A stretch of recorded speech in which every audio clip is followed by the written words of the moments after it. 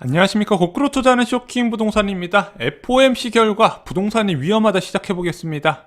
자, 오늘 새벽 FOMC가 있었습니다. 제롬 파월 연준 의장은요, 긴축 이야기할 때가 아니다 못 박았습니다. 고용과 물가 회복 갈 길이 멀다는 건데요. 시장에서는 2023년까지 제로금리 유지라고 받아들였습니다. 자, 이날 FOMC에서는요, 경기 개선에 대한 기대감도 제시를 했습니다. 올해 미국 경제 성장률이 6.5%까지 오를 것으로 수정치를 냈어요. 이전 전망치 12월 달에 4.2%에 비해서 크게 올라갔습니다. 부양책 통과와 백신 접종률 확대를 반영했다 보여지는 부분이에요. 자, 실업률도 크게 개선될 것으로 봤습니다. 현재 6.2%였던 미국 실업률을 연말까지 4.2%까지 낮아질 거라고 봤고요. 또한 PCE 개인 소비 지출 인플레이션이 1.8%에서 2.4%로 인플레이션 압력이 확대될 것으로 밝혔습니다. 자, 그런데 시장에서는 경기가 개선되는데도 계속 돈을 풀겠다는 의미로 받아들여지면서 미국 달러 인덱스 지수가 크게 하락을 했습니다. 그래서 오늘 원달러 환율도 5원 오전 하락한 1124원으로 마감을 했습니다. 그에 따라서인지 외국인 투자자가 오늘 크게 유입되면서 코스피 상승세를 이끌었습니다. 외국인이 4,800원 순매수를 했네요. 자, 국채시장도요, 중기, 단기물의 수익률이 낮아졌어요. 2023년까지 연준의 저금리에 대한 기대감을 반영했다 보시면 될 것 같습니다. 그래서 그동안 10년물 수익률 같이 따라가던 3년물, 5년물이 다른 흐름으로 전환이 됐습니다. 3년물, 5년물 채권 가격이 오르고 수익률이 낮아졌고요. 오히려 10년물은 상승세가 지속이 되는 모습이 나타났습니다. 자, 그럼 부동산 시장 안심해도 될까요? 자, 오늘 이 FOMC 이후에 이제 앞으로 2년 동안 저금리 지속될 거다 이런 이야기 좀 많이 보였거든요. 그런데 많은 분들이 착각하는 것이 있습니다. 자, 예를 들어 볼게요. 여러분들이 사업체를 하나 운영한다고 가정해 보겠습니다.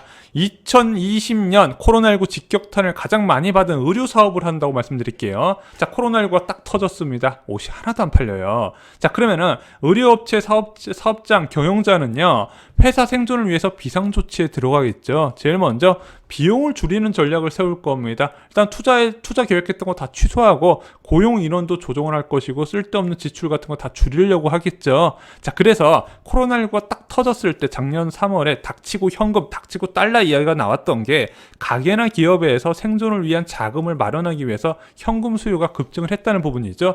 여기에 추가로 대출을 받아 비상자금을 확보하려고 할 겁니다. 장기 침체에 대비를 하려고 하는 거죠. 자, 그런데 2021년 3월 들어서 갑자기 매출이 늘기 시작했어요.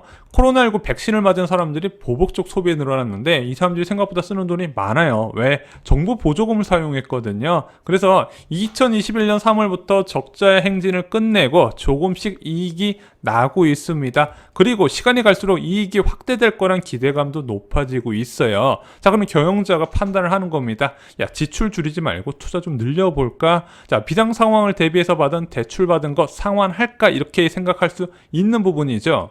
그런데 이 경영자는요, 지출을 줄이지도 않았고 생존을 위해 받은 대출도 상환하지 않았습니다. 왜 그랬을까요?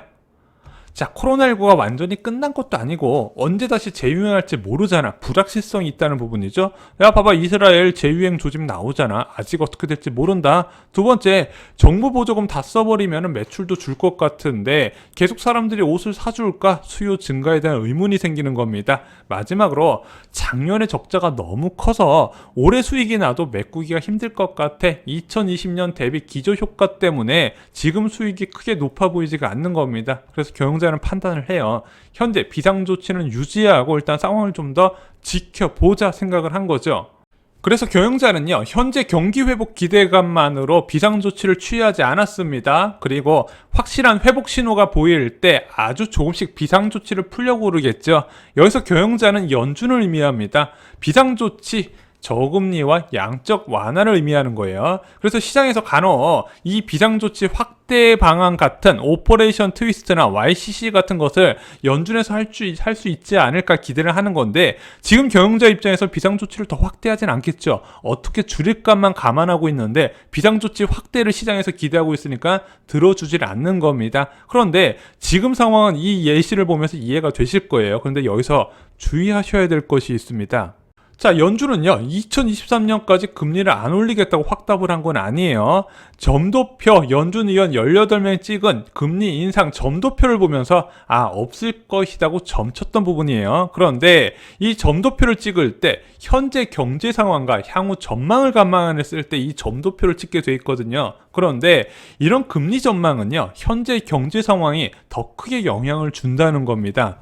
자, 아까 의류업체가 만약 올해 하반기에 엄청난 매출을 만들었다고 생각해 볼게요. 와, 매출 정말 엄청나다. 그리고 내년에도 매출이 좋을 것 같아요. 그러면은 생존을 위한 비상조치에서 성장을 위한 조치로 바꾸겠죠. 왜? 비상조치로 인해서 각종 부작용이 나타나요. 성장의 지연 등이 나타나니까 이 비상조치를 조금씩 푼다는 거죠. 이것이 연준의 긴축의 시작이다, 이렇게 보시면 될 것 같습니다. 자, 이번 FOMC 결과는요, 회복 기대감으로 비상조치를 바꾸지 않겠다는 겁니다. 그리고 그 기대감이 현실화되고 부작용이 나타난다면 생각이 바뀌게 된다는 거죠. 그래서 현재 점도표에 따른 금리 전망은 아무런 의미가 없다는 부분이고요. 실제 회복 기대감이 수치로 나타났을 때 현재 경제 상황이 굉장히 좋을 때 점도표가 의미가 있다는 겁니다. 만약 현재 전망치를 웃도는 물가 상승률과 성장률, 고용지표가 나오면 더 빨라질 수도 있다는 부분이죠. 2023년까지 긴축이 없다는 것을 너무 믿지 마시기 바랍니다.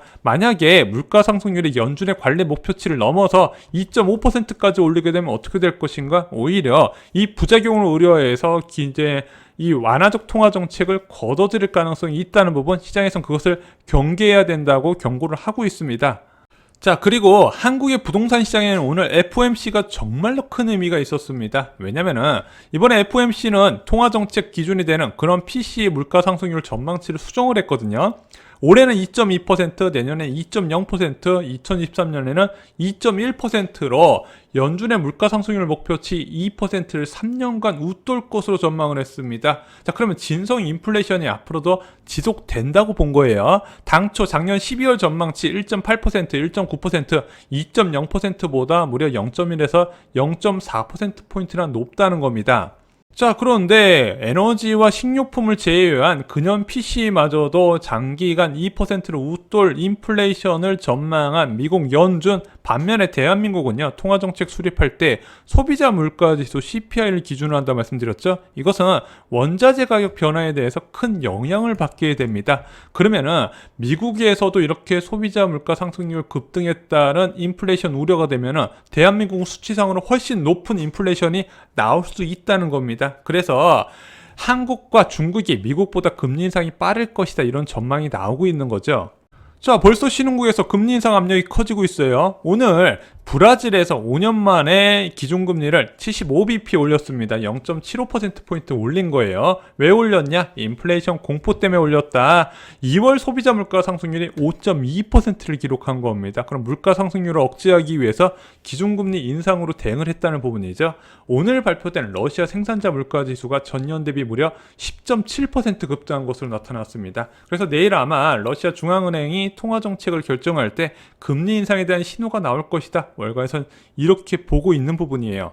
자, 그래서 미국 금리와 상관없이 지금 신흥국의 금리 인상이 갈수록 빨라지는 추세가 나타나고 있습니다. 왜? 인플레이션 우려 때문에. 지금 대한민국은 괜찮죠. 제가 말씀드렸어요. 5월 4일 이후부터 4월 CPI 지수가 나타나게 되면 그때부터 분위기가 완전히 달라질 것이다. 왜? 물가 상승률이 그렇게 단기간에 급등을 하잖아요. 중앙은행에서 가만히 있기가 어렵다는 겁니다.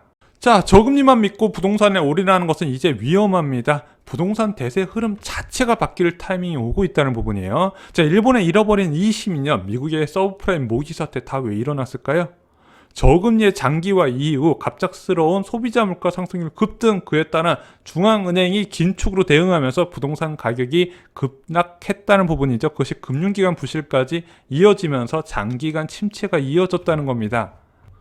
자, 현재 코로나19에 대한 영향을 직접적으로 받고 있는 대한민국에서 긴축에 대해서 언급한다는 것 자체가 무리가 있습니다. 하지만 실제 인플레이션이 오게 되고 백신의 효과가 나타나면서 경제 회복 시가 뚜렷하게 드러나면은 어느 순간 한국은행은 조급함을 드러나게 될 것이다. 그리고 그 조급함이 굉장히 위험한 결과를 만들 수 있다. 다시 한번 말씀을 드립니다. 자, 부동산 시장은 하나의 요소만으로 폭락하지는 않습니다. 그런데 그 하나의 요소가 급격하게 변화가 나타났을 때는 부동산 시장이 그 하나만의 요소만으로도 큰 영향을 받을 수 있다는 부분입니다. 자, 금리가 기준금리 한번 올린다고 부동산 시장 절대 흔들리지 않습니다. 그런데 지속적인 금리 인상 가능성이 제기될 때 투자자 이탈이 가속된다는 부분 과거의 사례를 통해서 많이 말씀을 드렸습니다. 분명히 주의하셔야 되는 상황이다. 다시 한번 말씀을 드리고요. 좋아요, 구독, 공유 꼭 부탁드립니다. 감사합니다.